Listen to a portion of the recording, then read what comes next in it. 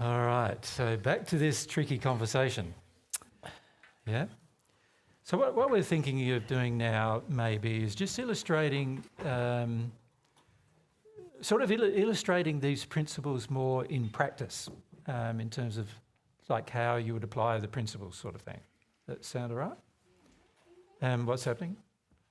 You're asking, Rebecca, you want to ask something first? No? She wants to ask about the principles. Oh, you want to ask about the principles?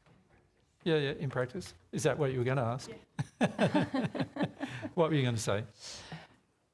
So, as an example, with abortion. Yep.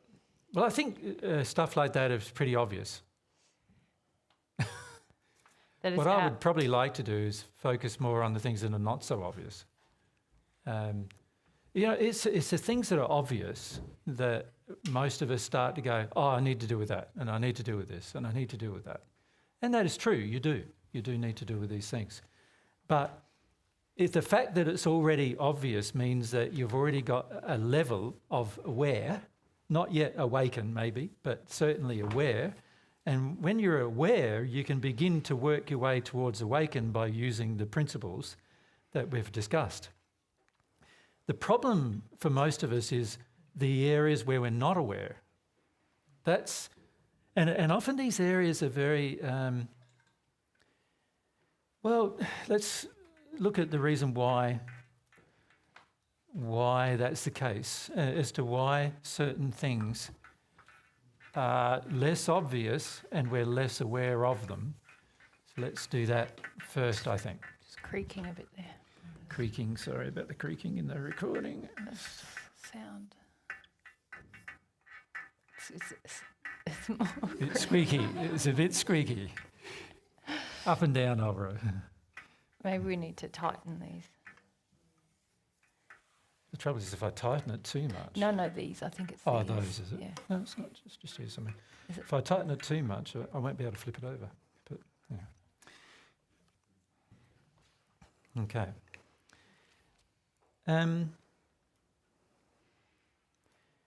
The level of awareness of problems here on Earth is very, very low in terms of the level of awareness of what's loving and what's not loving. So, and the reason why that is the case is that if we look at the spheres of the spirit world, so let's start at 1, 2, 3, and we'll work our way up. The Earth life is actually quite strongly entrenched in just lower than the middle of the first sphere of the spirit world. So it's actually in the hells of the spirit world. That's normal Earth life. So we call that what we view as normal is actually from God's perspective. So remember here, the discussion began yesterday with God's standard of love. From God's perspective, the standard of love on earth is in the hells. So that means that almost everything you think is love is not love. Now, when we say that to people, they don't really get the significance of that statement. It's sort of like earlier when I was talking to Perry about the significance of understanding the principle behind the law. Most of us, when we hear it first, we just don't understand it, how big of an impact that's going to have on you when you really get it in your heart. And the same applies to really getting this in your heart. Once you realise that the earth life is, by God's standards, in the hell of the spirit world, right? Then you can start to see there's a number of things that you should start to that this fact should start to make you realise about your own life, right? In that there is this sort of small area of life which is called normal life, where below that area of life we think that's bad. So let's write that in red. Right? So we think that anybody who does the things that are not a part of normal life, they're bad. An example of that is someone murders another person, that was bad. Someone rapes another person, that was bad. Now, I'm not saying that everybody on earth believes it's bad. I'm just saying that the majority of people and the majority of laws on earth, human laws, believe it's bad. So that means the average person on earth believes it's bad. The problem is that when you go above this band of area where people think it's good, everybody on earth also believes that is bad. So now you're operating on earth within a band that God defines as actually quite evil. God's laws define as very unloving. And yet on earth, we've got the bottom of that band is, underneath that is unloving. God, the world's definition of unloving is that's unloving. But also if you start to progress beyond what the average person in the world believes is good, they also believe that's unloving, for the most part. Now that also means, for the majority of us, that applies to us too. We think the same way as that. You follow? So that means that, let's say somebody's really truthful with us. The truth is actually something that is very high from God's definition of love. In fact, if you're completely honest and truthful all the time, even if you've not received any of God's love, you will be in the second sphere of the spirit world in terms of your spiritual development, if you're honest and truthful all the time, with yourself and with others. But what does the average person on earth feel about someone who's honest and truthful all the time? A lot of people don't like it, do they? It's like, that person's self-righteous person. Don't want to, they're always telling me the truth about, whatever they believe is true, and I don't want to hear it anymore. I'm sick of them. That's the average person's response. Because the average person believes that a person who's truthful all the time is bad. They believe that that's unloving. So we have a very narrow band on earth, this band here, of what we believe is loving. But actually, from God's perspective, it's quite evil. But from human perspective, that's what love is. That's what love will do. Another example is, if Mary needs cheering up, I'm loving if I cheer her up. Just a simple thing, right? If she needs cheering up, I'm loving if she does it. And if I need cheering up, she's loving if she cheers me up. From God's perspective, that's completely false. If a person is sad, from God's perspective, they need to feel their sadness. I need to help them access their sadness. Do you need to help them? If I'm loving, I will want to help them access their sadness. I don't have to help them, but if I'm loving, I will want to help them feel their sadness, which is exactly the opposite, probably, of what the person wants. So let's say I've got some sadness. If Mary reminds me of it every single day, if I'm in this state of love, in this sort of evil place really, I'm going to go, Mary, you're being an unloving bitch now, right? I don't like you anymore. If you keep up this, you and I are off. We're done if you don't do this thing that I define as love for me, and you keep telling me the truth, which I don't want to hear because I'm sick of hearing it from you, right? Keep hearing this truth, this divine truth stuff, crap. Just don't want to hear it from you anymore, right? And so I'm feeling that she's being unloving, and yet she would be being loving from God's perspective. So this is our problem, is a lot of times we think, oh, that was okay, that was loving, that was okay. Right? Now, let's give you some little examples that we've experienced in the last few weeks with others. Let's start with problem number one. These are just little problems, seemingly small problems, right? Okay, for this event, we had originally 80 people were booked for this event. Mary sent out an email 1 week ago saying, if you need to counsel, please counsel so other people can come. I think about 10 people counselled.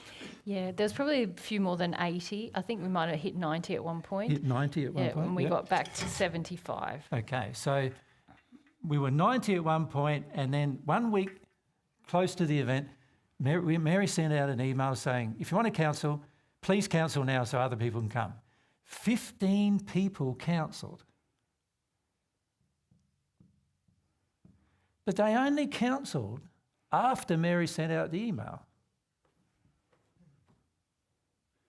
Very unloving. Because Mary shouldn't have had to have sent out an email in order for them to be loving. Can you see? But they thought they were being loving. But they weren't being loving because Mary had to send the email before they were being loving. So it wasn't motivated by them. It was motivated by Mary asking them to be loving. So problem here is if somebody asks me to love them, I will. But if somebody doesn't, then I won't.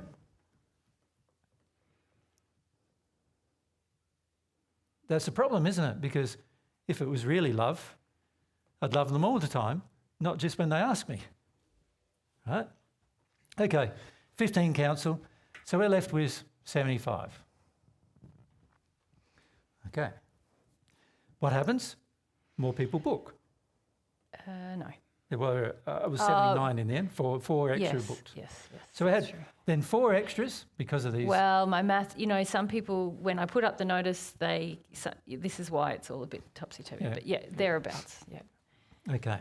There's probably Now, more than 4. with these 15 cancellations, how do you counsel something that you've organised well in advance? Like, you'd have to counsel accommodation. You'd have to counsel your travel. This tells me that they didn't organise any of those things. So how unloving is that? They haven't even organised their own life enough to come to a place to learn more about love. Enough, even though they've made a booking. Why did they do that? It's because the event was free. Now, it's interesting. Version of love. If something's free, what do? Exploit it. You exploit it.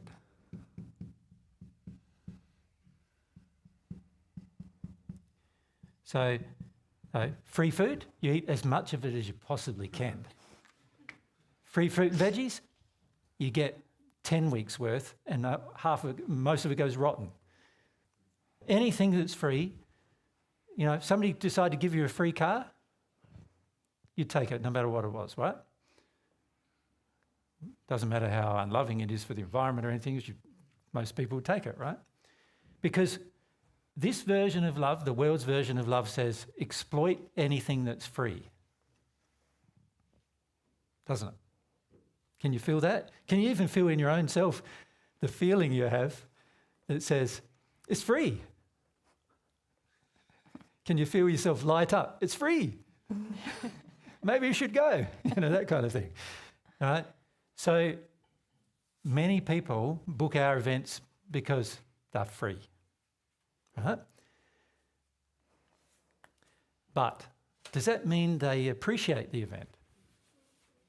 See, oftentimes not. So this version of love says people, if you give them things for free, so the world's version of love at the moment is if you give them things for free, they won't appreciate them, so you've got to charge something. That's the world's version of love. Says, otherwise all the people who exploit free will exploit you, right? So you've got to charge them something.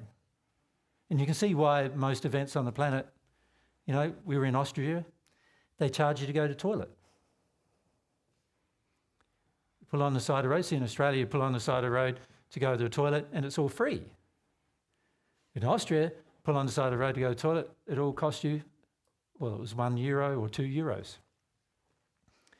So my bodily functions are being taxed. And isn't that supposedly because people exploit free? Yes. Yeah. They don't care for the toilet that's They free. don't care for the toilet. They don't look after have the to toilet. Somebody pay has to for clean the someone. toilet. They don't pay for someone to pay the toilet. There was another place we went to in Germany. We pulled up at the toilet, went to the toilet, and there was this guy who's outside who cleans them. So we gave him a tip. But the toilet was free. Right? Now, when something's actually free, what the average person does is exploit it. And then, of course, they have to make a rule, another version of love that says, we've got to stop these people exploiting. So what we're going to do is we're going to charge them some money to stop them exploiting. But that's not love either. Right? But anyway, we got the 90, there's 15 in council, and they only booked because it was free. And then they didn't organise their life to get there, and it was easy to cancel because it was free. Right? So now we end up with 79. So the night before we started this event was 79. How many people rocked up? 54, 53, 54. Right? 53 rocked up. So that's 26 people who didn't cancel, which is even more unloving than this, isn't it? Even more unloving. And they didn't turn up either. Right? So you could say the people who cancelled, now some of them, very few of them will say to us, we're cancelling because of this thing. And quite often, like in Brussels, we had one person cancel because their mother died. And we go, fair enough, you're going to go to a funeral, there's things to organise, you'd understand that. But most people just say, can you cancel me? And it's interesting, the website is actually lets you cancel yourself, and yet even though that's the case, they email Mary and tell her to cancel them. And I'm going, but you can do it on the website faster than you can email Mary. Does that make any sense? Well, it does, because they want to be nursed. And down here, another version of this love says, nurse me. You know, my mother nursed me, my parents nursed me, people who love me nurse me. They're claiming they're Jesus and Mary. They should love me, so they should nurse me. Right? Another version of love, out of harmony with God's truth, but this hellish version of love says, I should expect it. Right? Should be nursed. So now we've had, of the 90, if you add the 94 people, total bookings, and if you go 15 and 26, how much is that? 30, 41. 41 were unloving. And this is just the people who rocked up, 53. Look at the percentage. It's almost half. Now, we spent ages trying to find venues that were of big enough capacity, what we thought would be big enough capacity here. And, you know, we tried to find some in Birmingham where it was closer to everybody's airport and everything to get here if they were flying in. Anyway, we come up with all of these issues and scenarios, and in the end it was getting more and more closer to the time we were going away, so we had to make some decisions, and so we decided here. That's what's here called Linton. And we travelled 23,000 kilometres, and we're organised enough to get here on the day we said we were going to arrive, right? Not only that, we were organised enough to bring gear with us that took me 6 months to organise. We had to buy it from overseas because they can't buy it in Australia because of the frequencies that we needed to have here when we were here. And so we got all this equipment together and did all of that, raised the funds and all these things to come. And yet people who live here, nearly 50% of them couldn't get here when they had originally booked. So that says, version of love. I can can do anything I want, really, isn't it? But in particular, I can counsel anything I want, and it's not unloving for me to do so. That's the general feeling. Because if a person felt it was unloving in their heart, would they do it? No, of course not. So obviously they believe it's loving. And now, Mary and I know that the average person who rocks up to one of our events is in normal life. So we know already that you're going to be unloving. But it makes it so hard to plan for an event. When there was a potential of 94 people being here and only 53 rock up, we could have got a venue half the size. We could have bought half the speakers, you know, so that there's no consideration. So here's another version of love. I don't have to consider the effect of my decision on anyone else. That's the version of love in this normal life on earth. You follow? I don't have to consider you. All I got to do is think about me. So, in other words, selfishness. Average version of love. Now, you can see in this equation, there's a lot of people who think this behaviour is normal. Right?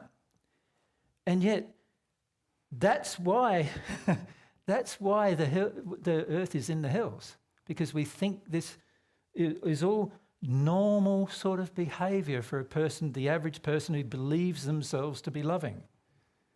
We think it's normal behaviour, so we do it, right? And isn't that interesting? That's just a practical, physical thing of rocking up to a thing you booked. But because it was free, all these other things became possible. So Mary's going, we need to have a booking fee, like type of thing. How do we stop this? How do we stop this from happening? Because no, we're both thinking about that. Well, I'm not, but I'm not. I don't feel we should have any monetary exchange. That's right. About this. But how do we because have a penalty for the people who are so unloving? Because God's laws have a penalty whenever you're unloving.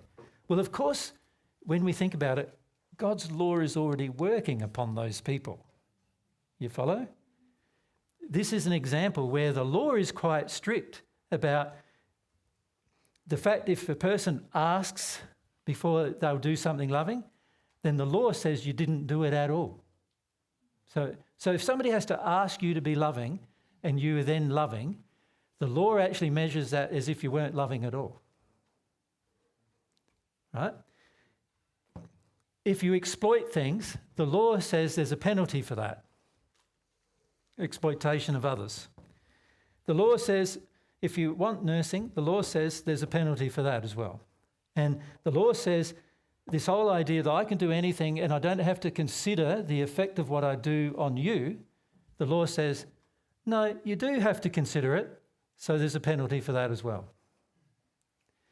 So these people, the 41 people, and most of you probably never considered any of these things either, right? If you're honest with yourself.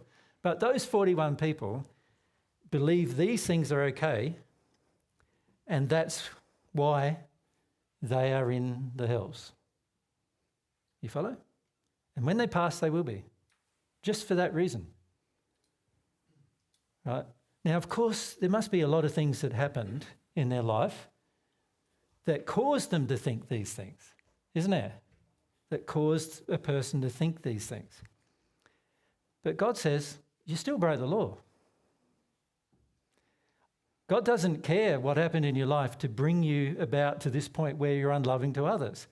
The law doesn't care. It just says, you're doing it, you're being unloving to others. In fact, if somebody was unloving to you in your past, surely if you were loving yourself, you would go, wow, people were unloving to me in my past. I don't want to do that to someone else.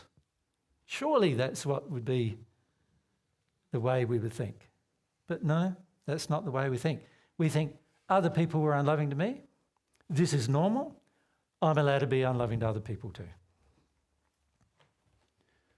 That's what we think. Do you want to ask? Yep.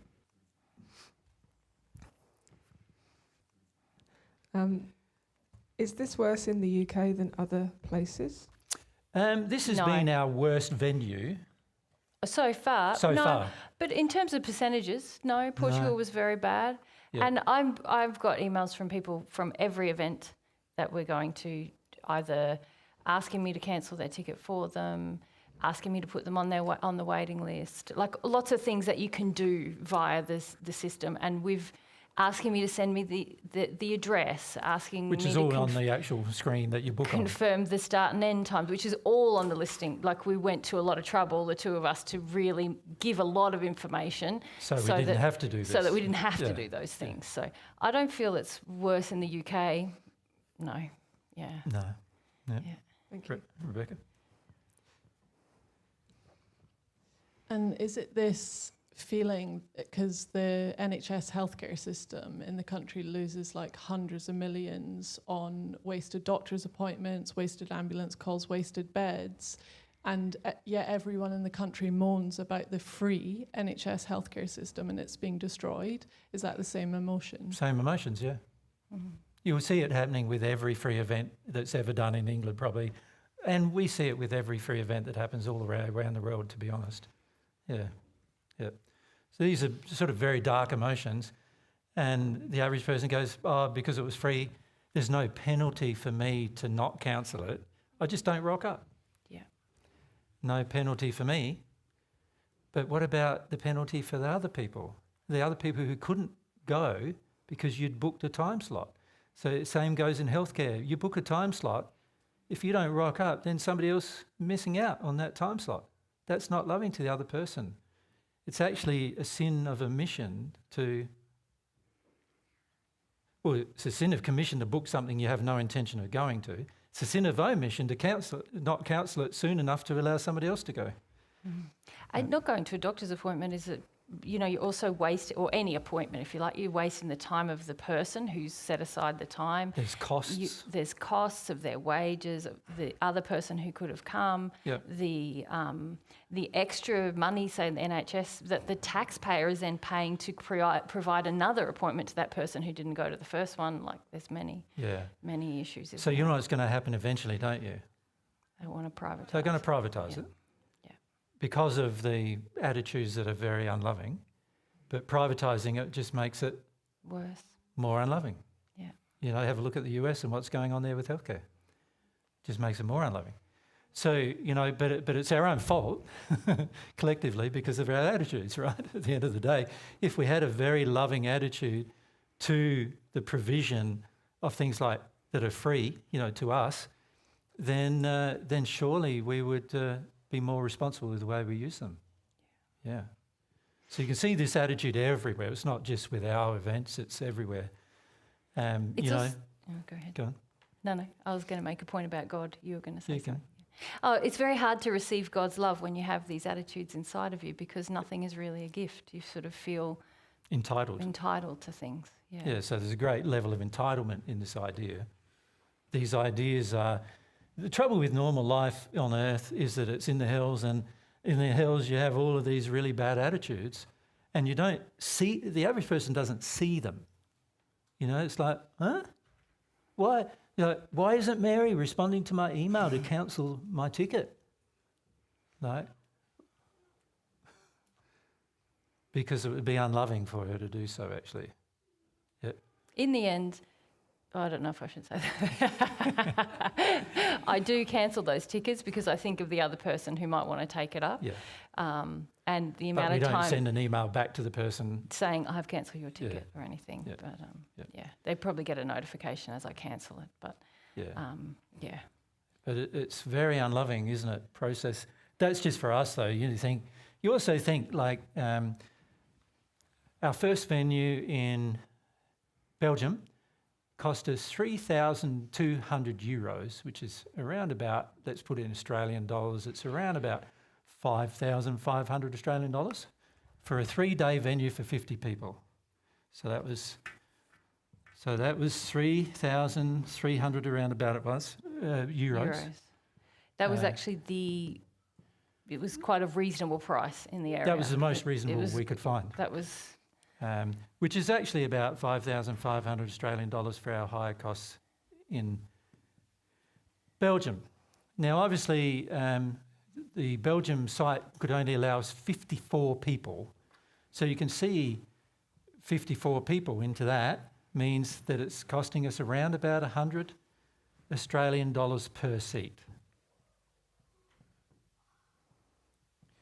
Here it's costing us about £300 per day for all of your seats. Yesterday we got £40. So you can see we're pretty short by £260 for the seats, just paying for the seat. So here there was $100 Australian per seat being paid in Europe for the 3 day event. So divide that by 3 days, it's $33 a day around about, right, per person. Now you can see that if I go, it's a free event, I don't have to contribute. So who does that? Who pays for the seat? Somebody else is paying for the seat. So we don't even think, am I even willing to pay for my own seat? Like, you know, free event, am I even willing to pay for my own seat? By doing something, like, you don't have to always put money in either, do you, to do something. It's like, if you went to a free event and they said it was a free event, help them clean up. You know, there's going to be rubbish everywhere probably because people are pretty bad when it comes to free events. They put rubbish everywhere as well. So help them clean up or help them do something. Help, you know, love would motivate me to do these things. But when it's, somebody pays for this, and it was myself and Mary that paid for the seat, right? But then it's really interesting. Person comes along and starts arguing with me about what I'm teaching. They're sitting on a seat that I paid for, in a venue that I paid for, and I'm giving my time for free, and they think they're allowed to argue with me. How unloving is that? Like, I understand you've got your own opinions. I understand you've got your own ideas. I don't want to hear them. You want to share your own opinion, your own ideas? Go and get a venue of your own, pay for the seats, and I'll come. But I'm not going to argue with you. Right? Because that would be unloving. Right? But it's amazing to think, so the average person goes, if I don't agree with something, argue about it. Not sit and ponder or to contemplate or just think about it or analyse it with love. But no, there is an underlying need to just voice a disagreement, even though the seat is free to the person. And not only is it, so these are, by the way, these are only the higher costs of the event, of the venue. It also cost us nearly €3,000 each to get there, right, to the venue. So now we're talking nearly €10,000 it cost us to get to Belgium to do the event. Now, our total donations for that event was? Oh, I can't remember. Euro 3,200. was it? Yeah. Now, it cost us $10,000 to get there, €10,000 to get there. So that gives me a shortfall of €6,800. And you know who paid that? One person in Austria. One person. Right? So it's, again, interesting, isn't it? Oh, if people have got money, they should be the one who pay. Another unloving thing here, right? Another unloving attitude is why the average person is in the hells. Another unloving attitude. There are so many unloving attitudes. And remember, God's laws are very strict about these unloving attitudes. So every one of those unloving attitudes has a penalty associated with it. Every one of them attracts certain types of spirits. Remember exactly what I said here. Every one of them demonstrates a level of evil. Every one of them demonstrates how lawless the individual is. Every one of them has a penalty associated with it. Every one of them attracts dark spirits. How many dark spirits do you think there are encouraging no one to rock up at our events? Many. There's millions, millions. So we often have people say, I'm just getting too attacked, I can't come. And I'm going, well, if you just respond to a dark spirit's motivation to attack you by doing what the dark spirit wanted you to do, what do you think the next result's going to be? Isn't it more dark spirits going, we can just tell her to attack her a bit and she won't go. She'll do whatever we want. Yep. She'll do whatever we want. So can you see how all of these things happen? And it's even on these tiny little things. Like, this is just one event that's happening in the world. There's 8 billion people doing things every day in the world. And we're only like, 50 or 60 of us here. And there's another nearly 8 billion people out there doing all sorts of things. And if 50% of us are like this, it doesn't look good for the earth, does it? But you look at what God provides on earth, everything God provides is free. The oxygen you breathe is free. And what do we do with it? Exploit it. We dirty the oxygen we breathe. Because it's free. It doesn't cost us anything to dirty it, so we dirty it. We pump out huge amounts of pollution. We put heaps of garbage into the sea. We stop the natural ways the ecology changes and fixes itself and repairs itself by damaging it. We don't think of anything because it's all free. But I bet you if you had to pay $1,000 every time you did some damage to the environment, right, you'd start reconsidering your actions. But isn't that sad? The very environment we live in is free, and we go ahead and just damage it more and damage it more and damage it more because of the same attitude. Exploit whatever is free. Right? Oxygen's free.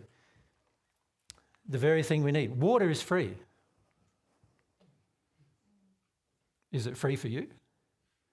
No. What's happened there? God provided it for free, and somebody gets the gift for free and says, we can make money off of this. So let's provide water in an unloving bottle, plastic one, and that's going to be damage to the environment. And then also let's charge more than it costs to have the same thing made out of something else. So like Coke, which is also water, but the water costs more than a Coke. In Australia, the water costs 4 times more than a Coke for the same volume. Look, something's going wrong there. Yeah? Something that's God provided for free, we are damaging, and then on top of the fact that we are damaging, it's essential for life, not as essential as oxygen, obviously. You don't have oxygen, it's going to be a few minutes and you die. You don't have water, though, a few days, and you're going to die, right? So something that God provided for free, which is essential to human life, and we've monetized it. That's how unloving we are. We monetize everything, anything that's essential for human life, because we can make more money off of it than anything that's not essential for human life, because everybody has to use the thing that's essential. So you make more money from it. So let's monetize the whole thing. How unloving is that? Whoever dreamed up that idea, and then whoever followed along with the idea and thought it was a great idea, how unloving are they? It's a silly, silly idea, right? It's not in harmony with love. But this is how far we go, because this is what we classify as normal life on earth. And we're prepared as a society to accept it even. We're prepared to not protest it. Or when I say protest, I don't mean like unloving protest where everybody gets out like what's happened here in the last few weeks, right? I mean a loving thing where we're saying, no, this is wrong, and none of us should agree with this, right? But we don't, because we're scared of conflict and scared of people condemning us now because we're, disagreeing with the most of society and so forth. But because it would be good if we did that, but everybody in society thinks, no, whenever you're afraid, that's bad. So don't do anything you're afraid of, which means don't do anything to confront unloving behaviour in anybody else, basically. So in other words, just accept the unloving behaviour.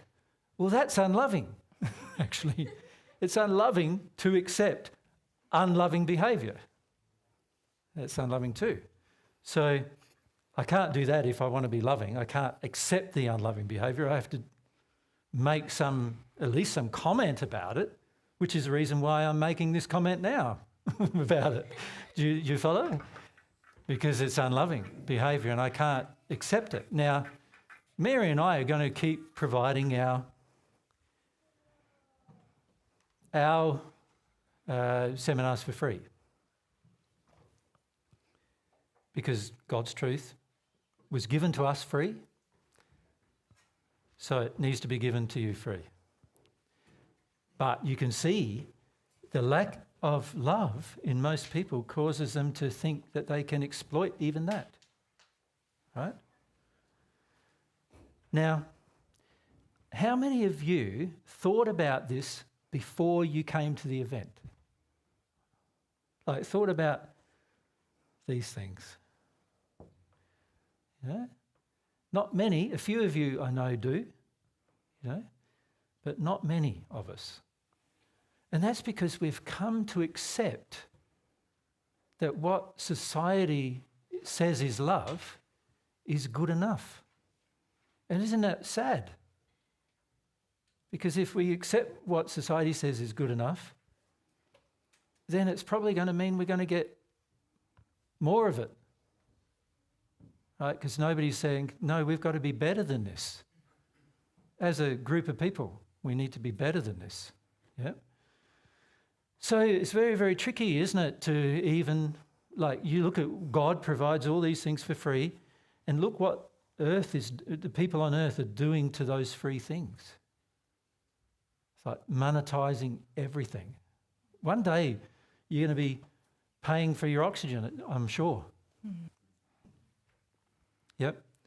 In some ways you already are, because the carbon neutral things where you have to pay for something to become carbon neutral. Why do you have to pay for something to be carbon? Shouldn't it already be carbon neutral? Why do we have to pay for it to be? If all of us were living a life where we planted enough trees and we lived in an environment where we could, where there's enough oxygen being produced, then we wouldn't have to pay for something to be carbon neutral. And many of us go down here in this area of love, which is normal life, which is not loving at all. We go, I can do the unloving thing because I paid for it to be carbon free. But you didn't pay for it. Somebody else did the work. Is that loving? That you only have to fork over some money because you're wealthy to somebody else, and then they can do the work for you so you don't have to do the work? Isn't that lacking self-responsibility? Well, of course it is. From God's perspective, it's unloving. So so the reason why I've raised this as an issue is because you can see the average person on earth, and even the average person who attends our events, doesn't know what love is. Does not know what love is yet. So how do we change that? It's a tricky question, isn't it? Because if you're really concerned about what's going on earth and you're concerned about things that are happening in your own life, the only thing that's really going to change anything is for everybody to get more in harmony with love and law, and then we'll all experience the reward from doing that. We'll be rewarded for doing that. That's the only way things are going to actually change.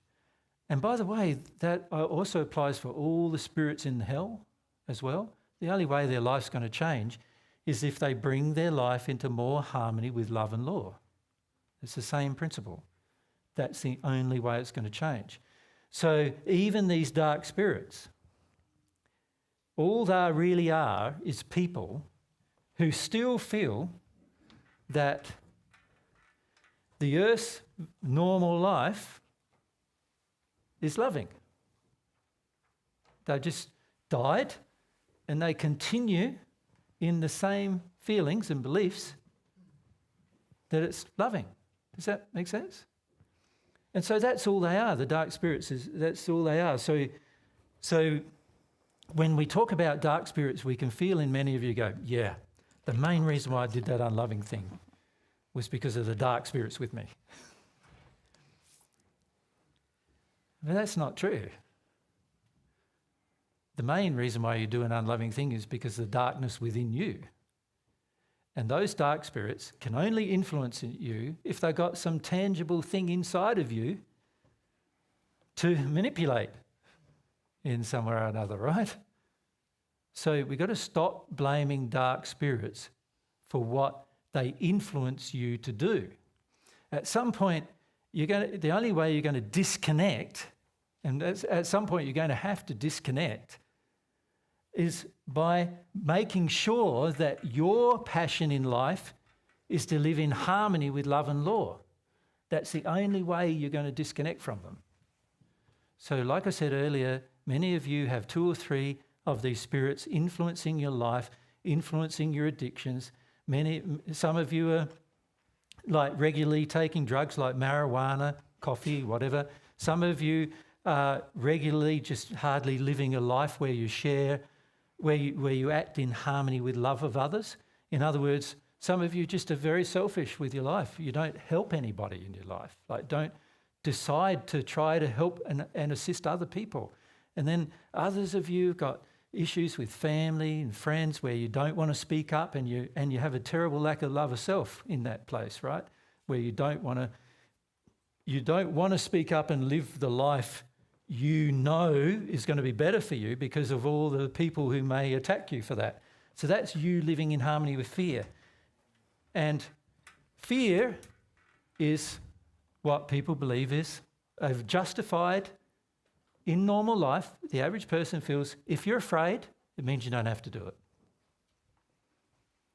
If you're afraid, it means that anything you're planning, you don't have to actually finish up doing.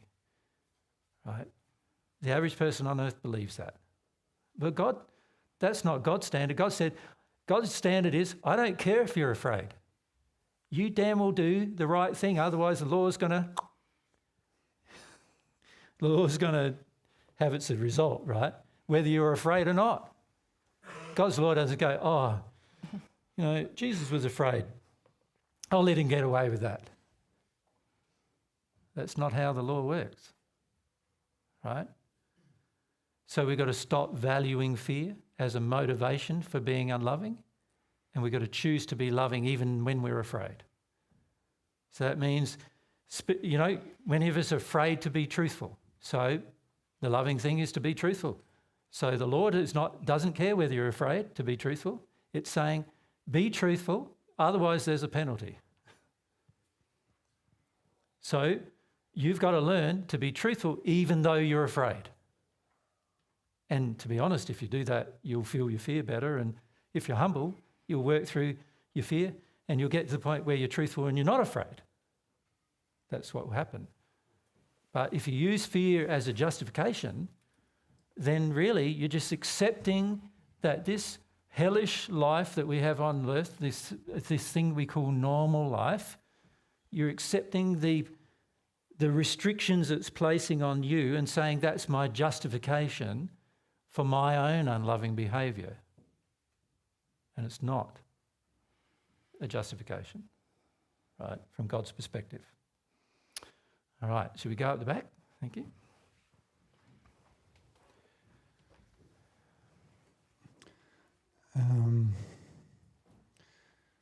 So I have my son, this cute little boy, and since before we came here, I've been. I'm not hearing you clearly. Yeah, So yeah, I can hear. Yeah, if you just hold it a bit closer to you. Is that better?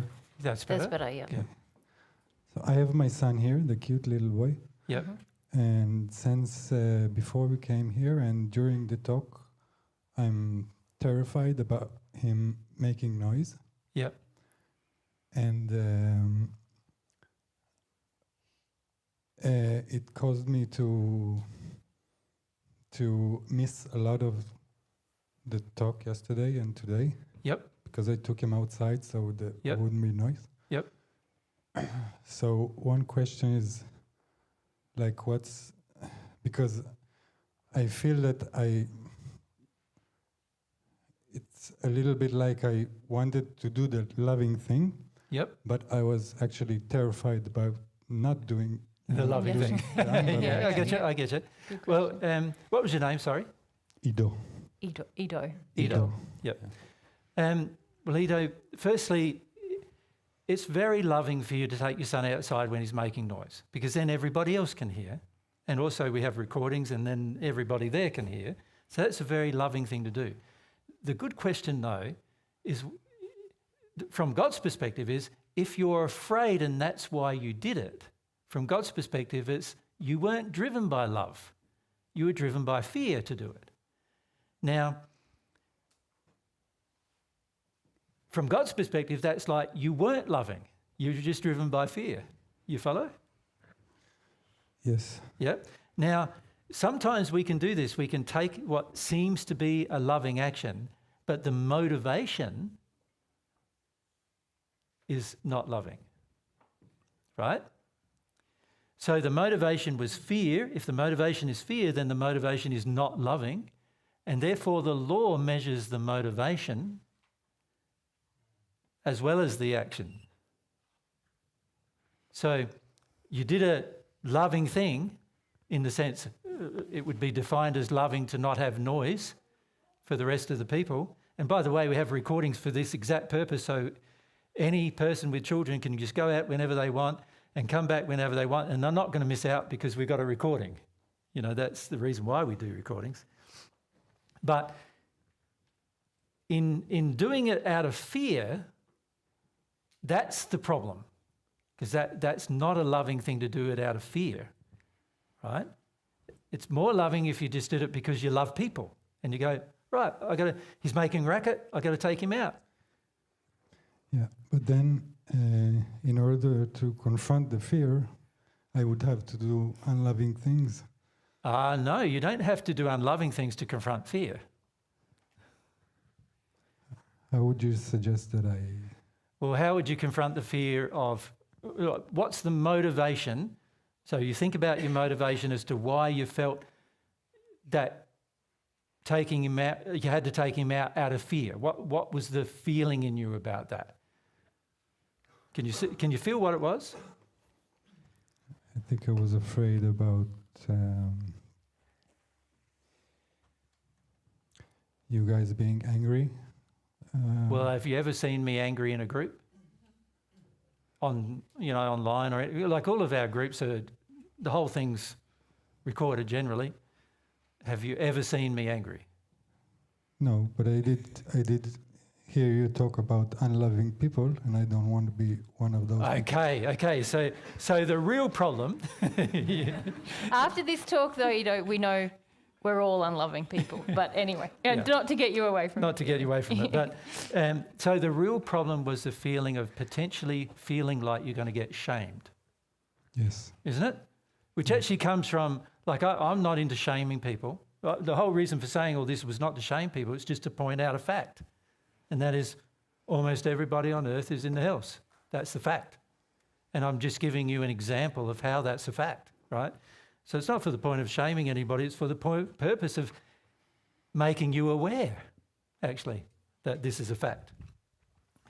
So, but your fear of being shamed obviously comes from childhood issues in your own life, right, where you were shamed and you've not let it go yet. All right, so the way to lovingly confront it is to put yourself in situations where you might be shamed, but when you're doing a loving thing. So what would you do there? So an example of that is there's a truth you need to speak up for, but you feel ashamed, and so you don't speak up. So if you wanted to confront that issue, you would speak up instead. And whatever shame people heaped on you, you would bring it on. I did the right thing. So I'm not suggesting that you do the wrong thing as a way of triggering emotion. The way to trigger emotion properly is actually to do the loving thing in harmony with the law. And then the sinful emotion will be exposed. Make sense to you? Yeah. Yeah. So the correct action is when we know there's a sinful emotion inside of us, the correct action would be to do the loving thing and to do it in truth and in harmony with humility, and let whatever happens around me happens to trigger whatever emotion I have inside of me. So I need to find the loving things to do that would trigger the Correct. emotion. That's what you need to do. Right. Yeah. So you know the shame exists. You know the fear of shame exists as well. And the fear of shame exists because the shame exists and you haven't felt it yet. So from your childhood. So the fear, you end up afraid of that shame. So you know those two things exist. So the best way to confront it is in a loving manner. Not in an unloving one. Because in an unloving one, you will feel guilty afterwards as well. Because the law will punish you. So you don't want to do the unloving thing in order to deal with an emotion that you know is unloving. That makes total sense. Thank you. No worries. All right. Are there... Yep, let's go across. Billy, if you just go across Billy to the end of the across row. end there. Yeah, thank you, Billy. And then we'll come down to Tim here. Yep. Yep. I am very afraid to ask this. I've been in a situation where I was very triggered, and it's in public. So I asked, and it was given, and I was very, very challenged. And I met a person that is have tried to harm me in the past, but I was on the way to the gym. So how do I deal with the fear that I had when I was in a public space? What is the loving way? Because I often also feel very sad when I'm in a public, Yep. or when I'm surrounded by people that are not loving. Yep. Well, very firstly, we must say that the addiction to be private with dealing with your problems is an unloving addiction. So do you understand what I mean by that? The world sort of thinks all of your unloving behaviour, all of your actions should be all dealt with in private, and the addiction to deal with it in private is to do with the fact that we don't want to be exposed in public, right? So I'm not suggesting in public that you should deal with your feelings. What I'm saying is the addiction to do it in private is a problem. Now, to illustrate that, what I mean is, let's say in public you do something to harm me, right? And I feel, let's say I'm embarrassed, right? If I'm unwilling to feel my embarrassment in public, then it's likely what I will do is I'll start wanting to defend myself or even attack you, because I will perceive what you did to me as an attack, because I'm not owning my own feelings, my own addictions. But if I own my own feelings, I'm prepared to just sit there and be embarrassed, right? I'm prepared to be humble enough to be able to cope with being embarrassed. There are many times Mary and I feel quite embarrassed. You know, when one person came up, where was it, in Austria, and he bowed down to me like a, what? I found that very embarrassing. You know, it's like he's thinking I'm Jesus, you know, got to bow down to Jesus or whatever, and I'm going, get up, what's wrong with you? Like, you know, I'm just a person, and why are you doing this? You know, there's something wrong. Why are you doing this? But it was embarrassing. Like, other people watched and saw and felt quite embarrassing to me. But I can just feel my embarrassment in public and just still, because I'm feeling my embarrassment, I can now be loving to the person. So I grabbed him and said, stand up. I'm your brother. I gave him a hug. You don't treat me like that, is what I said to him. And if you're embarrassed, you can feel your embarrassment in public. There's no problem with feeling your embarrassment in public. Now, let's say the embarrassment is so strong that you start crying. And then after a while you connect with something and you're crying very loudly. Do you know what I mean? Well, then, of course, the polite thing to do would be to withdraw and go to a place where people are not going to be bothered by you feeling your emotion, and that you're not imposing your emotion upon the space. So another thing I don't do is I don't sit in front of people crying or screaming or carrying on with my emotions. I go and deal with those things in private, because it's not loving for me to do it. Even with Mary around, I'm going, if I'm starting to cry, like I say, Mary, I just go to my room, feel my feelings, so Mary can get on with doing other things in her life rather than being bothered with my noise. You follow? So I don't do that out of embarrassment. I do that out of love for Mary. You follow? So in every situation, love can be considered, and it doesn't matter how damaged you are and whatever emotions you've got to deal with. If you're humble, you will consider love in the process, but also be humble in the moment. Yeah? And you're capable of doing that. Everybody is. Tim? I was wanting to ask about the free seats, or like the free venue.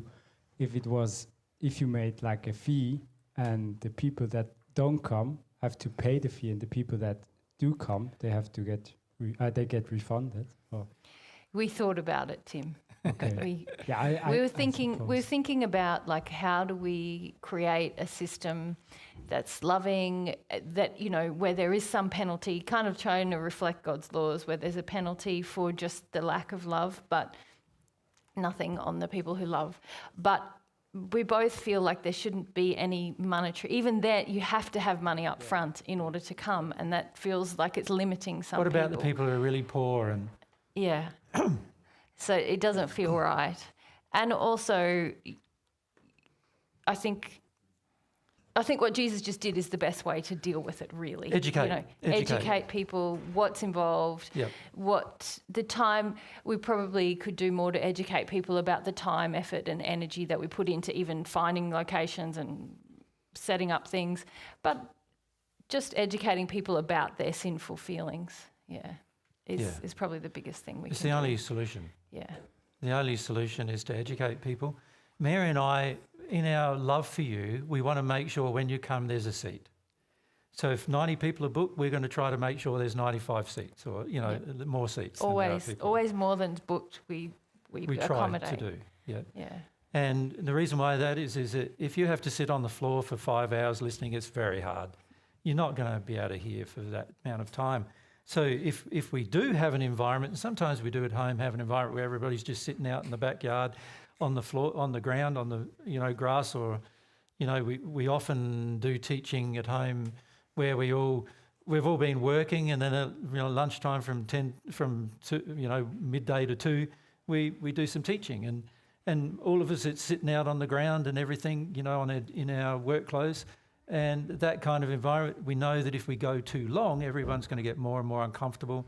So obviously we try to keep it to a certain length so people don't get that uncomfortable. So we're always trying to think about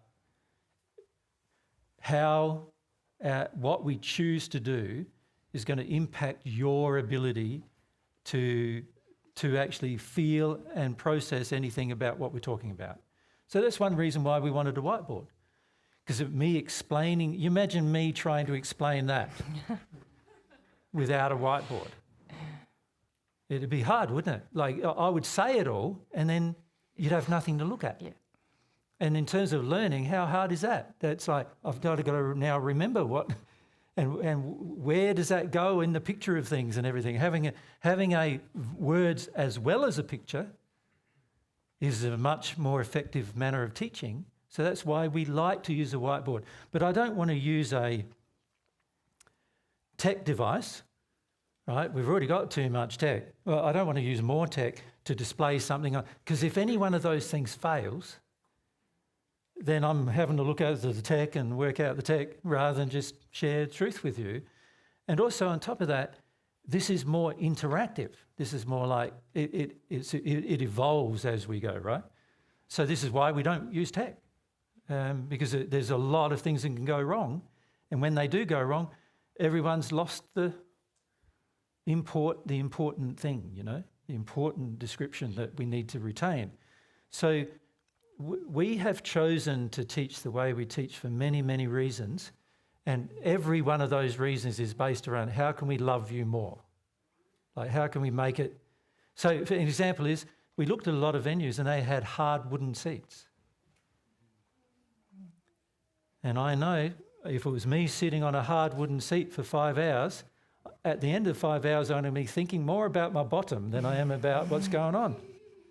And I know that's how it's going to be for you too, right? You're going to go, oh, everything's numb and it really hurts, right? So we want to get comfortable seats for you. That's one of the things, one of the criteria we look for a venue. Another one was we know that many of you had to drive here. See, if we were in the middle of Birmingham, which we did try to get some venues there, if we were there, there'd be less worry because many of you could taxi or whatever else, but many of you can't. So, you know, being out in the sticks a bit compared to that. So we know there's going to have to be a car park. We're looking at all the venues that are being offered and we're going, yeah, I get on Google Earth and zoom into the venue and look what's around the venue. Is there car parking enough for what I would estimate there to be 50 cars or whatever? Is there car parking enough? We do all of that, and the main reason why we do all that is we're trying to think about you, like what it's going to be for you being here. Is it going to be easy enough for you? And that's bearing in mind that we've travelled tens of thousands of kilometres to be here, right? And we know many of you have only travelled a couple of hundred, well, here it's miles, isn't it, to be here. And for us, a couple of 100 miles is like Australia, you know, that's like an afternoon jaunt sort of thing. When Mary goes shopping, we do 100 kilometres, like just to go shopping.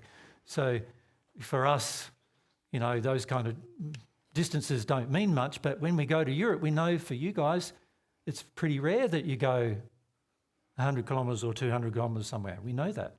So we're trying to also allow for that as well. And so our entire, once you start feeling about love, you start feeling about love in all the different aspects. How can I physically make your life more comfortable? How can I, you know, make your life more comfortable sexually in the sense of not projecting sexually, not allowing projection sexually, not having any sexual demands on anybody. The only person that I have a sexual relationship with is Mary, and that's going to be forever. It's not just a, you know, as a lot of the media contend it's I'll trade her in for a new model at some point. And We're getting a bit grey. it's more likely she'll trade me in, right? Because I'm, you know, getting old. But it's like these kind of things, and when it comes to emotions, are we allowing an environment where emotions are not being dumped on people and they can just feel instead for themselves? We don't, for that reason, we don't have music at our events generally because, you know, the only time we have music at any event is to tell people to come in. We just turn on some music and people come in, then we turn off the music. That's the only time we've ever had music because we don't want to create a mood. The reason why we don't want to create a mood is because it's loving for you to have your own mood. Yeah. Does that make sense? Like you come with your own mood and that's the mood you need to feel, well, the one you come with. So there's a whole heap of things we're considering when we set up an event. And the main reason why we consider all those things is because we know that if we can make the event as loving as we can and as considerate as we can for you, then also not only do you get loving teachings, but you also get an example of what love would do in practice. And this is helpful for education, isn't it? On top of that, we love you, and so we want to think of you. We want to think of, well, what's the best thing for you guys in order to learn? And so frequently Mary and I come to a location, we go, oh, Spirit's here, we can feel the people here, and we go, we think we will talk about that. And then we get into the conversation a little bit like we did yesterday, and I'm going, this isn't working. So we've got to change. We can feel it's not working. Can you feel most of you are more engaged now than you were yesterday? Yeah? You're already more engaged than you were yesterday. And it's because we're being more honest about what's going on, and also more honest about what pulls in the spirits as well. And so what happened yesterday was our spirit friends could hardly help any spirit with you at all. The spirits weren't able to be detached from you for any length of time because of the addictions and because of other factors, and because not facing this issue of law. And today we thought, well, how do we help? See, in every event we have, there's like usually millions of spirits, and how do we help them as well as you? So we're also thinking about that as well. And so we try to change, not just for your sake, but also for theirs, in terms of what we discuss. So once I discuss this, huge numbers of spirits have been able to be helped in the spirit world that weren't able to be helped yesterday. We were getting too bogged down yesterday in all the little personal questions, the personal issues, rather than talking about principles that everybody can apply, right?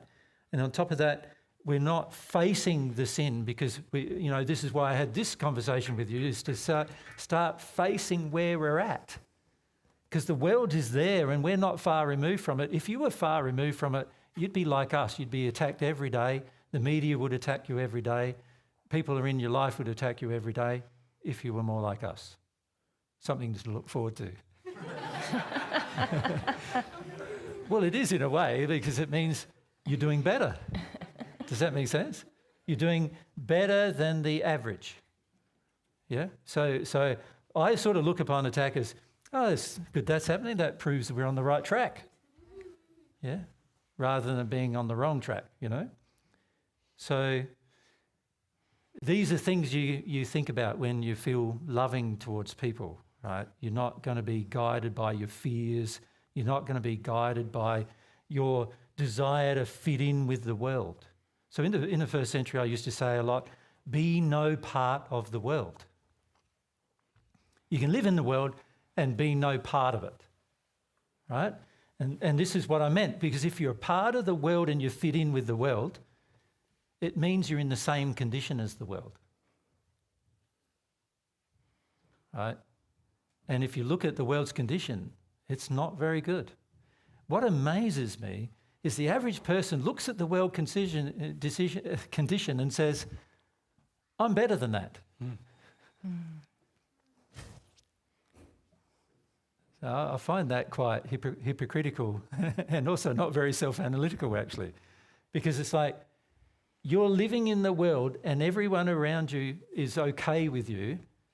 If that's the case, then it probably means you're in the same condition as they are, right? And that's not good. You look where the world's headed, it's not good, right? It's not good on a lot of levels. We're getting more and more violence. There's more and more war. There's more and more environmental destruction.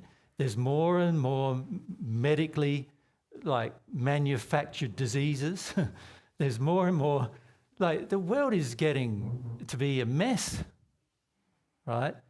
And it's because of the love issue. That's why. There's no other reason than the lack of love. That's why. Yeah.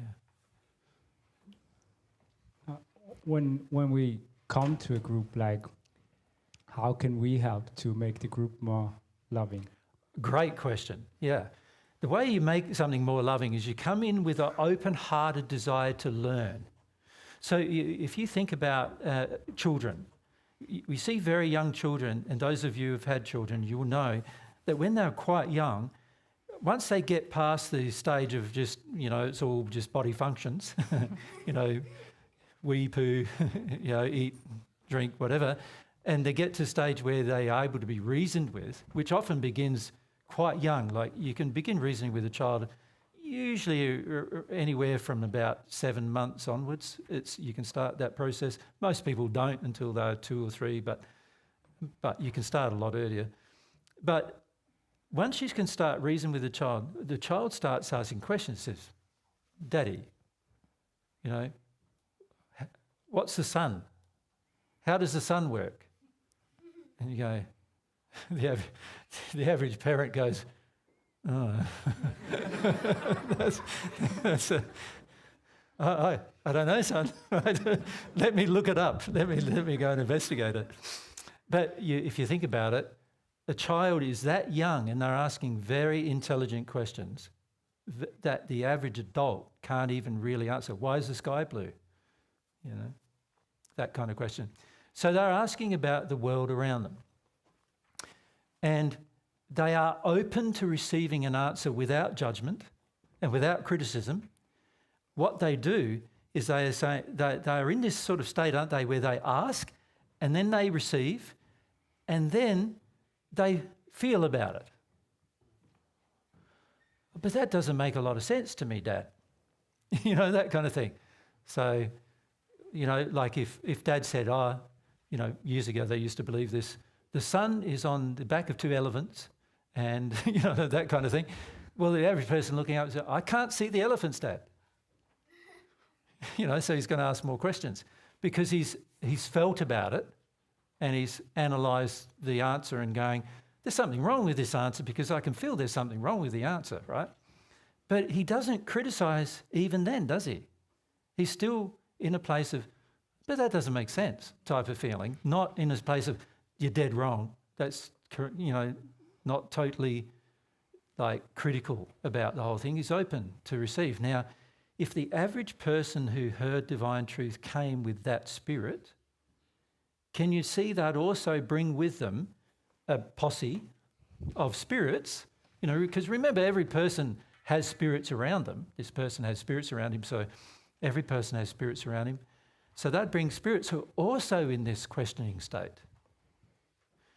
So you imagine the atmosphere then, right? You could feel, can't you, that the atmosphere would be very good. It would be very conducive to learning, very conducive to helping you understand better, and so forth. So the key is to be in a childlike state when it comes to receiving truth, which is really, if you look at it's not there anymore. Remember the 5 things I mentioned. Humility is one of those things. So if you come into a place with a humble state, that is going to mean the atmosphere around you is going to remain in a humble state. Then that atmosphere is going to influence other people into a humble state. And if everybody in the room's in a humble state, when we share truth, it actually is no effort to share truth to a room that's humble at all.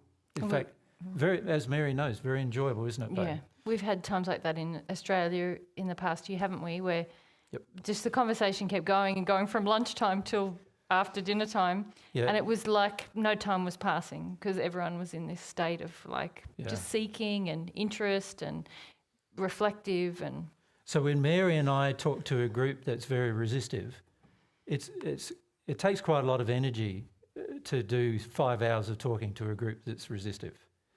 But if you start talking to a group that's not resistive, 5 hours pass and you go, "Where did that go?"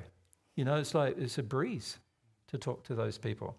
So yes, bring along a state where you're open to receiving more truth, no matter how confronting it is. That's one of the best ways. So that means bring along a humble state, doesn't it? Not a fighting state or I'm there, you know, he's saying he's Jesus, I've got to criticise all this. Well, you don't have to really. Like I've, 2,000 years, I've had a lot of criticism. You don't really need to add to it. I've heard most of it. There's so many times when I've gone to someone in the spirit world and they've asked for Jesus to come, so I've come and I've said I'm Jesus, and they go, "What?"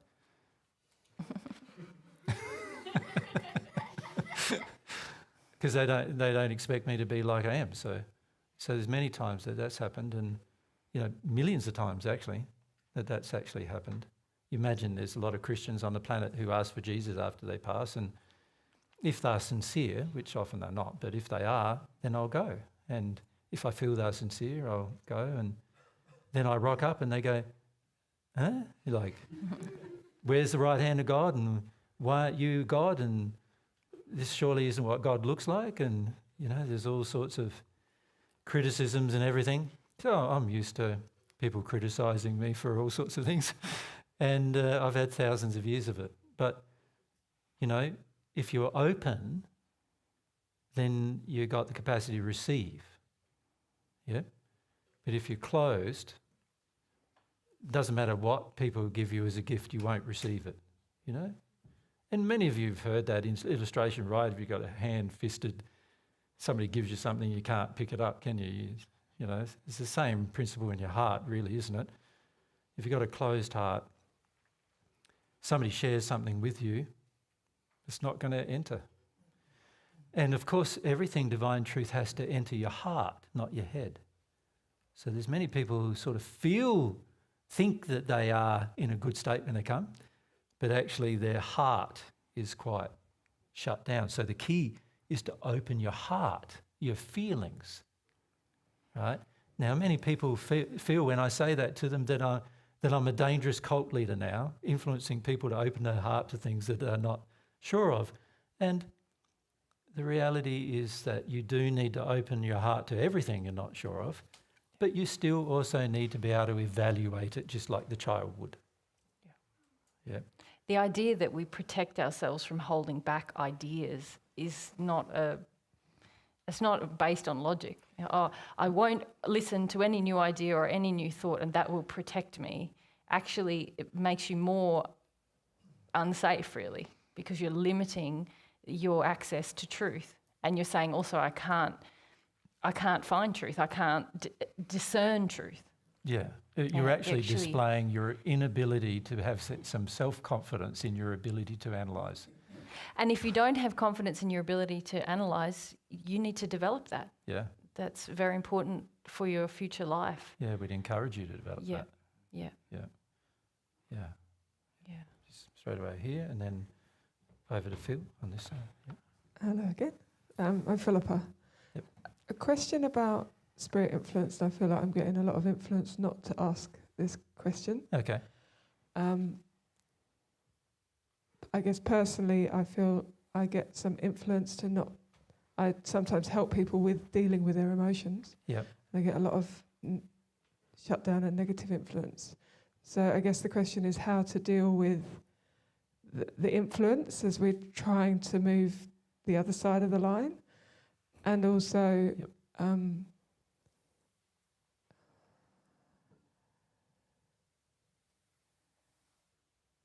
how to deal with spirit attack.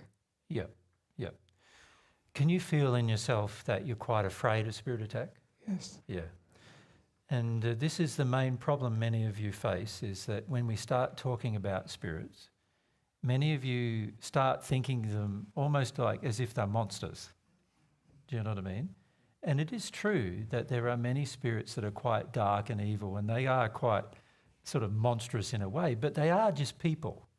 They are people who've lived on earth before, and now they're in the spirit world. And they died for whatever reason, and they've got their own problems just like you have, right? So the very first way to deal with these influences, the dark spirit influences, is to firstly understand that they are just normal people, right? And they have normal problems and they act as the average person on earth does, quite unlovingly. That's where they are. The beauty of understanding that is that you can then, instead of viewing them as a monster, you can view them as a person with problems, right? Rather than being monsters, right? Our spirit friends, if you want to call them that, many of them are not very friendly. We can call them brothers and sisters. We can call them our brothers and sisters. Yeah. They have their own personal problems, and their condition of love will demonstrate how they behave with those personal problems, Just like a person on earth will behave badly under certain circumstances because of certain personal problems, so too will a spirit in the spirit world. If I understand that and have some compassion for them, a lot of spirits who are dark spirits don't want you to feel compassion for them. What they want you to feel is what? Fear. Yeah, well, yeah, fear first. So fear first. And then usually when you don't want to feel fear, what happens? You get angry. They don't mind that either, because you can be quite influenced whether you're afraid or you're angry, you know. So an example is when you're afraid, you can be pushed into doing things you didn't really want to do, but you feel like you have to do because you're afraid. When you're angry, you can be just triggered by somebody pushing the button of your anger that causes you to go and do something unloving.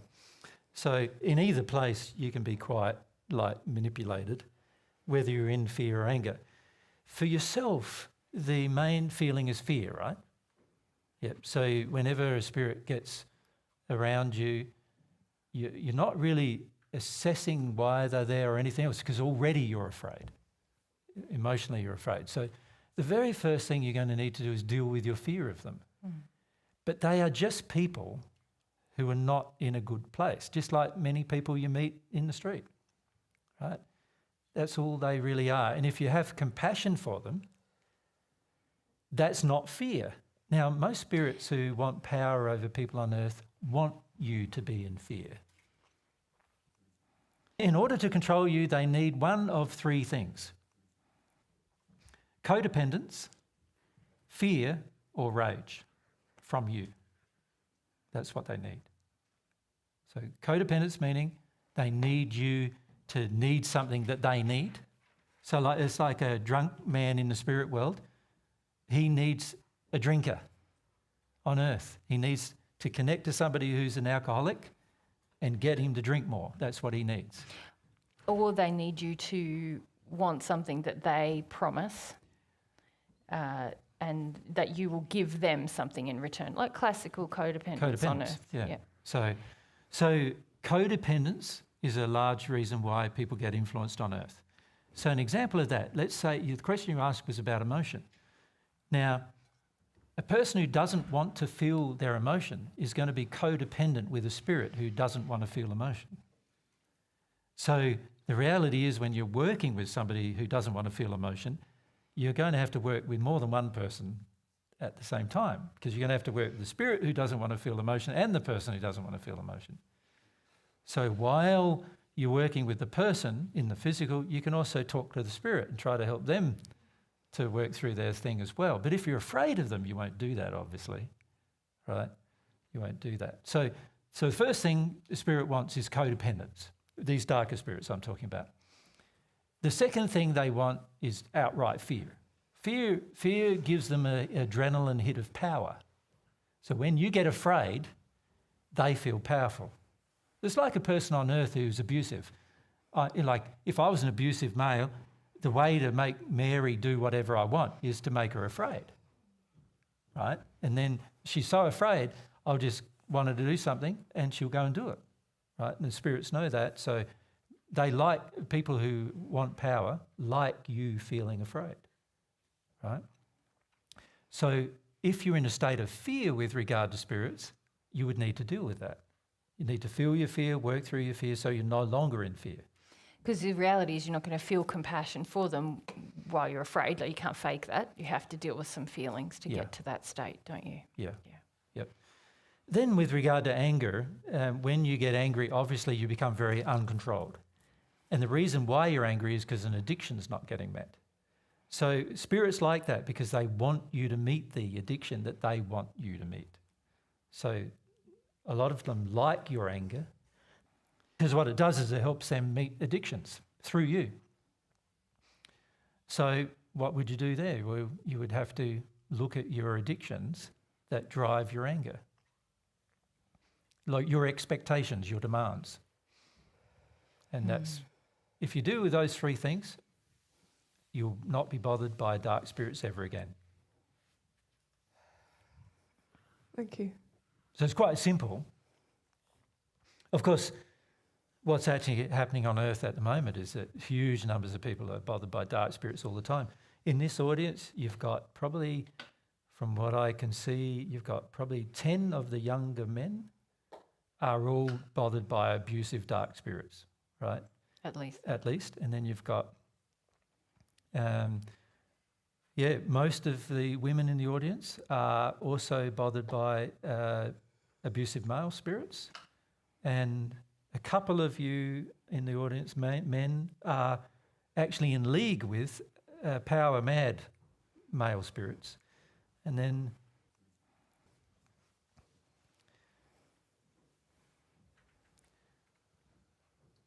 a lot of you are dominated by family spirits who have the same family-based injuries as you have as well. So,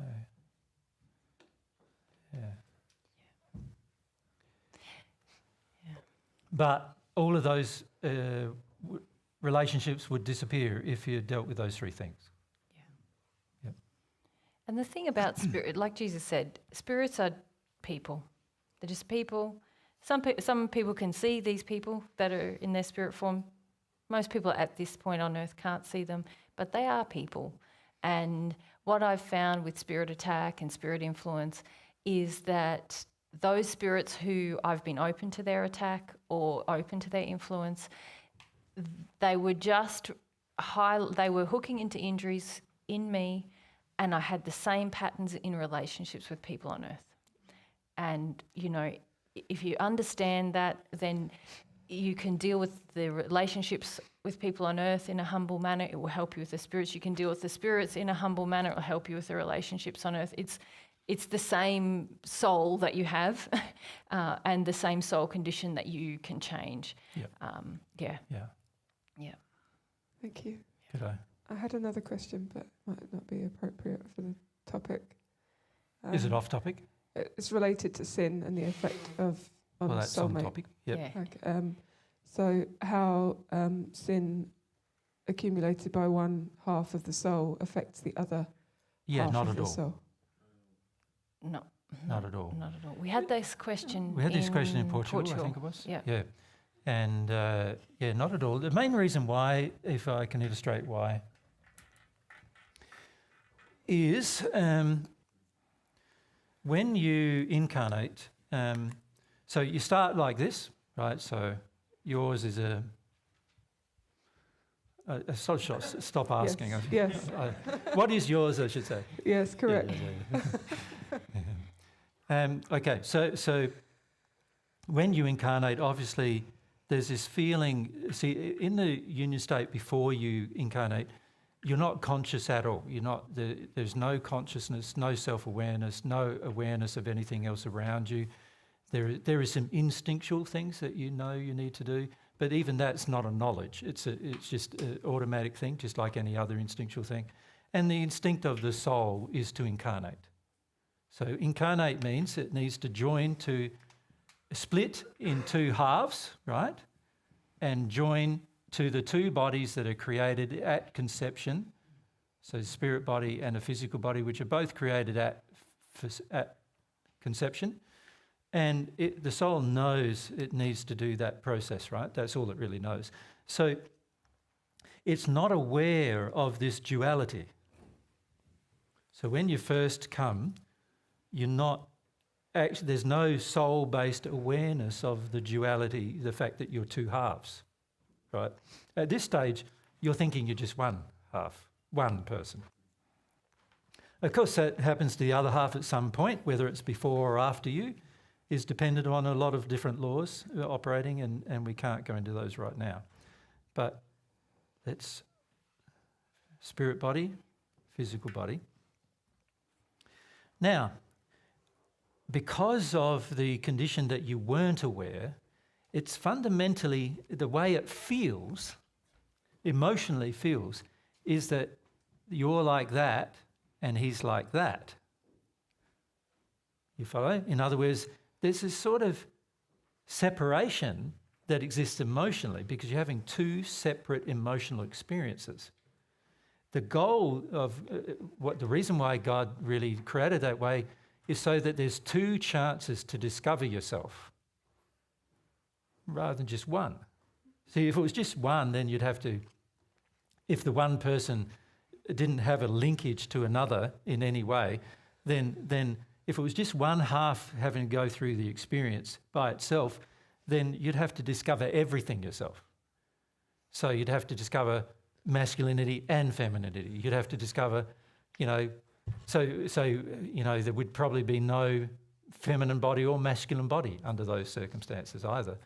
So God created the process because if you're into separate bodies, as you go through the life experience on earth, there's certain things that get triggered from the soul and also from the bodies that trigger you into action in your life. And so an example of that is puberty. Puberty triggers you into thinking about somebody else. Make sense? A lot of children, you know that, don't you? A lot of children, when they're very, very young, hardly think about anybody else at all.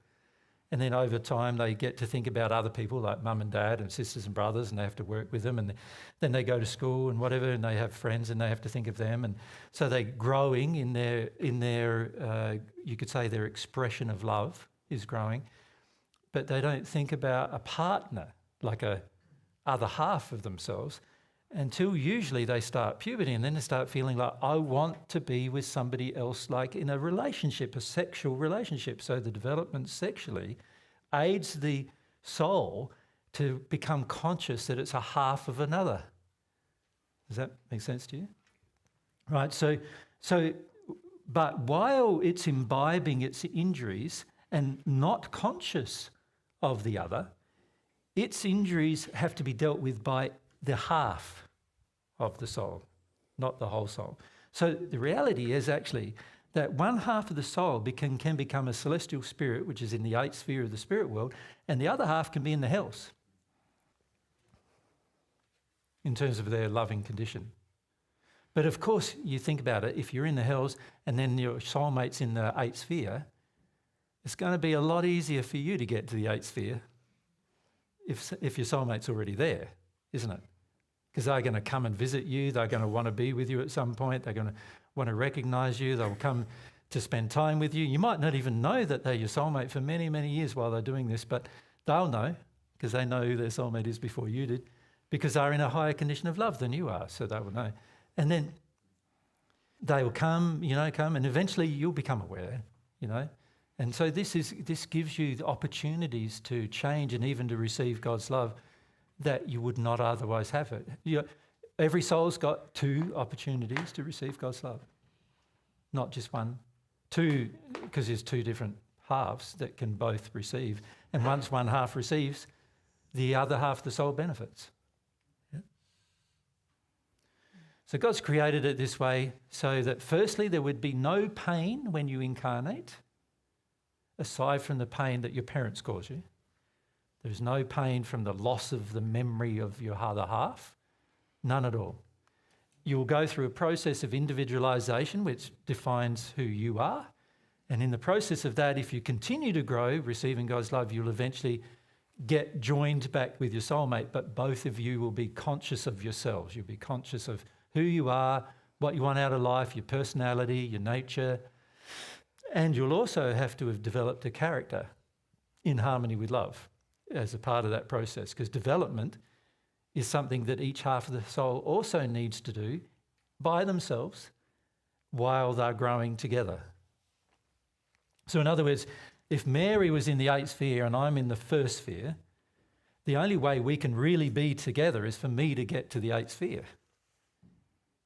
Can you see? So I need to develop in love in order for me and Mary to be together. And there's a great pull on me from Mary in the 8th sphere for me to develop in love.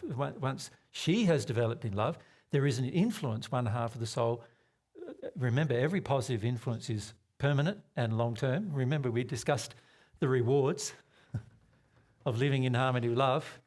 And one of those, remember I said that every time you do something loving, there's a permanent benefit. So one of the permanent benefits of a celestial spirit living in harmony with love is that if I, the person who's in the house, and a part of this soul, actually, when I start to, even just during normal life, there will be some level of influence over me from her condition onto me. And God designed it this way, so it just makes it easier for you to progress. Mm. Yeah. So you're not alone even in your progress. The other half of you is there too, right? Trying to progress. And the loving influence is the stronger influence Than an rather unloving than one. the unloving one. Yeah. The more unloving the influence is, the more selfish it is, and therefore the more self-absorbed it is, and therefore the more it's just like the half of the soul experiencing it. Does that make sense? So the more unloving your feelings are, the less impact you can have on the other half of your soul. But the more loving you become, the more impact you can have on the other half of your soul. It's a Is good that system, isn't it? By default. By default. almost. Mm. Yeah. Mm. It's a very good system. All Thank right. you. We're over at Phil, I think we were. Billy also had his hand up there, yeah. And Billy was it too. Yeah. Yep. Hey guys, my question is actually about God's love on the effect on removing sin, but I was just going to mention about spirit attack actually, just because I had some yesterday. Yep. And before coming to the event, obviously I'm recording and things, and I felt this kind of feeling before I left to say, don't do this. This is bad. You shouldn't do this. And Yeah.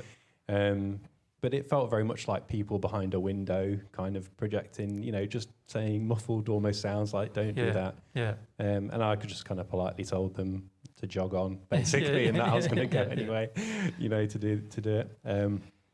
But my question was really about something you mentioned yesterday. So with receiving God's love, you mentioned that God's love can help remove the reasons as to why we sinned. The cause, yep. The cause. Yep. And, if I understand sin to be, my desire out of harmony with love, my desire to avoid my grief and fear and all these other emotions, Yep. then, but you also sort of said it's our responsibility to address our own sin. It's our own creation. Yep. So what is it exactly God's removing when you say that? Well, every time you sin, every time you break the law, that is your creation, right? So firstly, let's make that clear. Secondly, every time you have a creation that is a sin, obviously that creation has effects. And these effects include some of the effects that we've listed here, right? Which include the fact that you become more evil, you become more lawless, you become more spirit motivated negatively. Create pain for others. You create pain for others, and also you're going to need correction and you're going to need reparation. These are all the effects of your sin. So all of those effects are effects and are going to, and even the need for correction and the need for reparation are effects. Right? The purpose of them is to deal with the cause, but they are effects of your sin.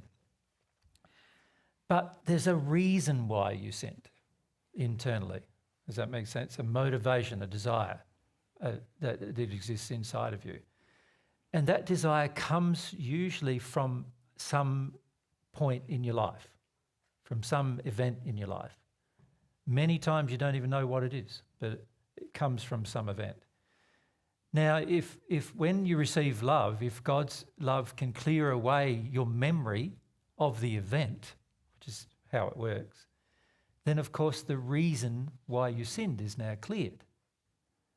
So the way it works is that all compensation works on memories. So all change works on memories. But they're not what you guys feel are memories. A lot of you feel a memory is like a thought. Does that make sense? Yeah, you mean more like an emotional memory? Yeah, they're all emotions. And they do contain thoughts, but they contain far more than thoughts. They contain things like smells and emotions and experiences and sensory feelings and all sorts of things. An actual memory is made up of all the sensory apparatus coming from your physical body, all the sensory apparatus coming from your spirit body, and all of the senses of your soul mixed together to create the experience. So that's what is fundamentally a memory. To clear away a problem at its cause, the way you do it, the way God does it, is to clear away the memory. So he rubs out the memory at the emotional level, not the intellectual one. So the intellectual memory remains, but the emotional signature of the memory dissipates. You follow me? Yeah, it's like reformatting a hard drive, but the hard drive's my soul. Sort of, yeah, sort of. Of course, it only puts reformats one thing. One part, yeah. Yeah, the thing you become aware of, awakened to, right? But that's the way it works, by rubbing out the memories. By the way, the law of compensation, which includes correction, rubs out memories too, but in a very slow manner, and you've got to do it yourself. You've got to get to the stage where you forget. You follow me? Because there's no emotional signature left on it. Yeah. So if you look at the way God's love works versus the way the normal way of progressing works, compensation. Let me just sort of draw the two separate things, because this is a good question. This is a good thing to understand, right, for your progress. One works by you having memories. Now, we've had a lot of discussions about this with people in Australia, but there's recordings of it all, but we haven't had time. There's probably 1,200 hours of recordings we haven't edited, right, at this stage. So this is some of the things we've discussed. So you have memories. There's two ways to deal with your memories. One is to go through all of the emotions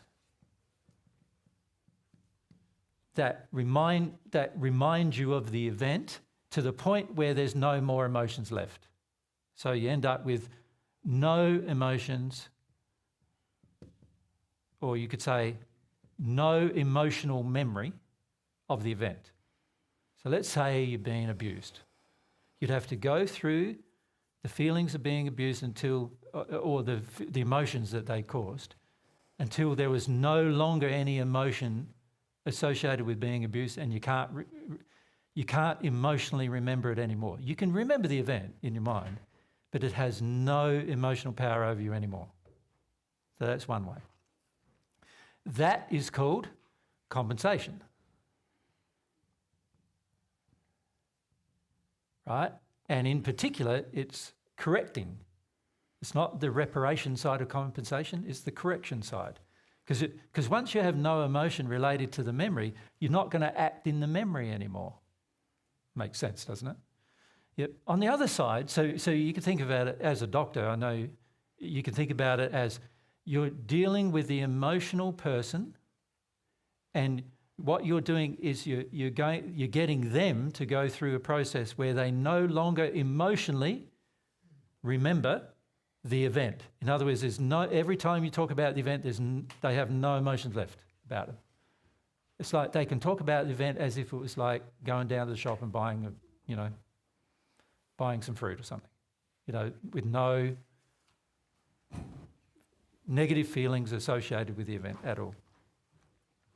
It's not the same as denial, by the way, because people can deny events, but when you start talking about them, they're in a rage. So that's a very, very different state. It's almost the opposite. Yeah, it's almost the opposite, yeah. When people are in denial, you start talking about their memories and they're like, whoa. They get very emotional very quickly generally, which is indicative of the fact that they haven't done this, right? So by the time they got no emotion, that, if you ever read the Paget messages, that's called forgetting. In other words, the emotion is forgotten. Does that make sense? So that's the process of compensation.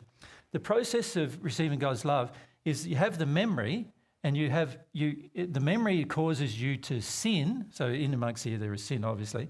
So you focus on the sin and repent for the sin. And what God's love does is it comes and rubs out the memory. So it's not rubbing out the sin.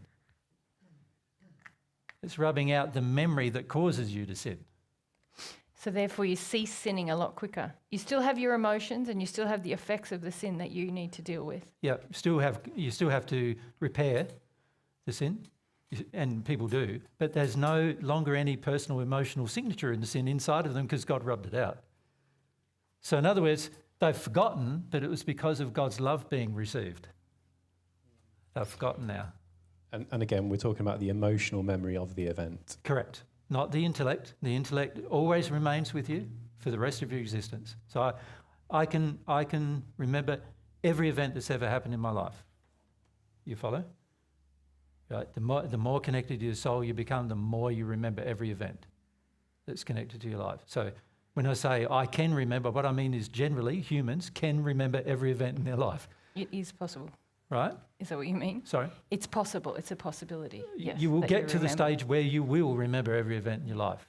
Of course, some events are going to be very hard to recall because they might have happened 140,000 years ago. You know, and time has the effect of sort of, wow, there's a lot of things that have happened in between, over that 140,000 years. So I know spirits are about 165,000 years old, and you know, when you talk to them about their experience when they're on Earth, it's like, just let me, just get me go through all of that first, you know, to remember that event, you know. So a man and a man, the first human couple, which you will have the ability to talk to when you pass probably, you know, they've got to cast their mind back to the beginning of human life on Earth to remember their life on Earth. That's a long time, right? So naturally they're going to take a while to recall it, you know, because there's a lot of memories to go through. And also the problem with recalling it is there's no emotions associated with those memories. So it's like, oh, that happened, almost like it happened to somebody else. Can I ask one more question? Can I just clarify one more thing that was inherent in your last question? Yeah. It was about, because you referenced Jesus talking about how we have to be responsible for our own sin and relating that to repentance. So this is me still being responsible for that sin, just isn't it? don't be confused. That you are definitely, you feel like you are taking a lot of responsibility in the repentance process. That was my next question. I was like thinking, Total responsibility. Doesn't this mean that I'm still taking, and also to be repentant, I am taking responsibility. Yeah, so correct. I'm already Yes. addressing that. Yes. Correct. So the sin you're taking full responsibility for, but the memory that triggers, you know, that basically is the fundamental operating reason why you sin in that manner is removed, just like it would be in this process, but it just takes a lot longer time, right, to get to a point where you forget. It's like in this compensation process, the law is still forcing you, it's forcing you to take responsibility. In the repentance process, you're saying, I want to. I'm doing it. Can I also say, though, compensation is forcing you through a process for your own happiness' sake. Yes. Actually, because it's like God knows that you've got a whole heap of things that you experienced on earth, and the biggest things that you're going to feel worst about are the things you've been guilty of doing. So in other words, you won't feel worse about your mum and dad treating you badly. You'll feel worse about you treating your children badly. Does that make sense to you? Like when you've harmed others, that's what you're going to feel worse about. So, and this is a common thing, the more sensitive you become, you feel worse about your own sin than you do anybody else's around you. In fact, you get to a point where other people will sin around you and you go, well, that's not me sinning, so it doesn't matter. You know, what matters is me sinning, because you feel that intensely, the pain and suffering internally that goes on when you sin. And so this process, God designed to make you happy, because if you no longer remember the emotion, the guilt associated with the sin, then of course you're now free of it completely. That makes sense to you, Phil? Yeah. So the purpose of both courses of action is to make you happy, to make you free of the emotion. It allows you to forget the emotion. And so the process of compensation will eventually result in the forgetting of emotion, just like the process of repentance will result in the forgetting of emotion. The difference is, with you in this path, you've got to work through your memories one by one. You've got to work through finding them. It's pretty tough, you know. Here, on this process, you've got to repent for your sin and the memory disappears. It's a lot easier. Remember, we're talking about emotional memory, not the experiential memory, probably we should say, because it's not just emotional, it's sensory and all sorts. That's what disappears. And you're just left with an intellectual record of the event. Because if you didn't have the intellectual record, you wouldn't remember what you've been through and what sort of made you be the person you are now. You'd be just a happy, confused person with amnesia. You'd be an amnesic person, wouldn't you? And you know that people with amnesia are not necessarily happy, right? So, And you wouldn't have moral development. Like this is a part of your moral development as well, you know. Yeah. So this is a very powerful process, and you know, one way or the other, you're going to end up forgetting how bad you felt, which is really good, because you get to the stage where you experience bliss, right? One way or the other, that's where you'll get. Of course, on this path, you won't get that way you won't get to deal with anything with God. So you'll still remember how you feel about God. So a person who follows this path always still remembers, even in the sixth sphere, their feelings about God. So if they have bad feelings about God, they remember them. You follow? Yeah, so that's just something to bear in mind. There's many sixth sphere spirits we've talked to who do have quite dark feelings about God, but they are still loving to everybody else. But when we start talking to them about God, emotionally they feel very distraught, right? They've ignored it for such a long time that they think they've forgotten, but actually they haven't forgotten emotionally. It's still there. So they've been in denial of it, in other words, right? On this path, you'll also deal with everything about God. So in other words, you'll forget all your bad emotions about God on that path as well. They'll all go too. Make sense? Yeah. Okay. What's the time? Yeah, it's 3:30. I need to do a wee. I don't know about you guys. Yeah, me too. We go, just have a short break so we can go to the toilet, shall we? And then probably that needs to be the end of our discussion, I think, and we'll focus a bit on after this about what we intend to do in the future and all those kind of things. We know some of you will need to leave sharply at 4 o'clock because you've made other plans. So feel free just to walk out. What we might do is just leave the one side of the back door open so that you can just go out quietly so you don't interrupt everybody else. And if you do leave, thank you for your participation. Yeah. It's lovely to see all your beautiful faces. Yep. And yeah. But let's have a break so we can go to the toilet and then we can talk a bit more.